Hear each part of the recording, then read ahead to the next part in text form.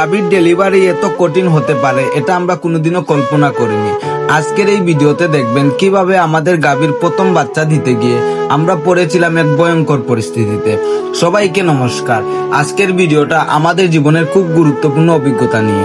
আমাদের এই কালো গাভীটা এই প্রথমবার বাচ্চা দিতে যাচ্ছে। সকাল থেকেই আমরা লক্ষ্য করছিলাম ওর কিছু পরিবর্তন হচ্ছে। ধীরে ধীরে বুঝতে পারছিলাম সময় খুব কাছাকাছি। কিন্তু সমস্যা হলো আমাদের আগে অনেক গাভী বাচ্চা দিয়েছে, কিন্তু এই রকম জটিল পরিস্থিতিতে আমরা কখনো পড়িনি। আমরা একটু বই পেয়ে গেছিলাম, কি করব কিভাবে করব কিছু বুঝতেই পারছিলাম না। তারপর আমাদের এলাকার শ্রদ্ধেয় সঞ্জয় দাদাকে ডাকি। আমরা ছোটবেলা থেকেই দেখে আসছি তিনি নিজের একটি খামার পরিচালনা করেন এবং এই বিষয়ে তার অনেক অভিজ্ঞতা আছে।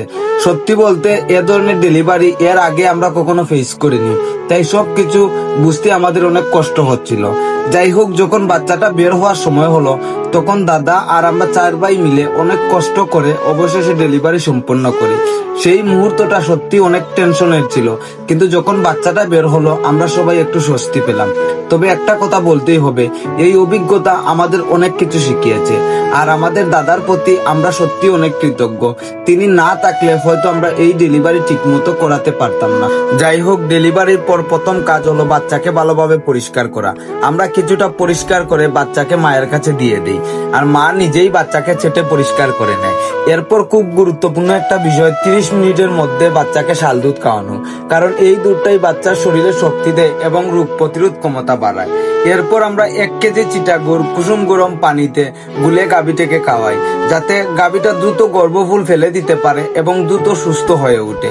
সবকিছু শেষ করার পর আমরা বাচ্চাটার মধ্যে একটা অদ্ভুত বিষয় লক্ষ্য করি, যেটা আমরা আমাদের পরবর্তী ভিডিওতে আপনাদের দেখাবো। আশা করি আপনারা সেটাও মিস করবেন না। তবে দিন শেষে একটা কথাই বলবো, আমাদের গাভীটা আমাদের 2টা বাস্তব অভিজ্ঞতা শিখিয়েছে, যা ভবিষ্যতে অনেক কাজে আসবে। জীবনের এই অভিজ্ঞতা খুবই কম আসে, কিন্তু একবার আসলে অনেক কিছু শিখিয়ে যায়। ধন্যবাদ সবাইকে। হর হর মহাদেব।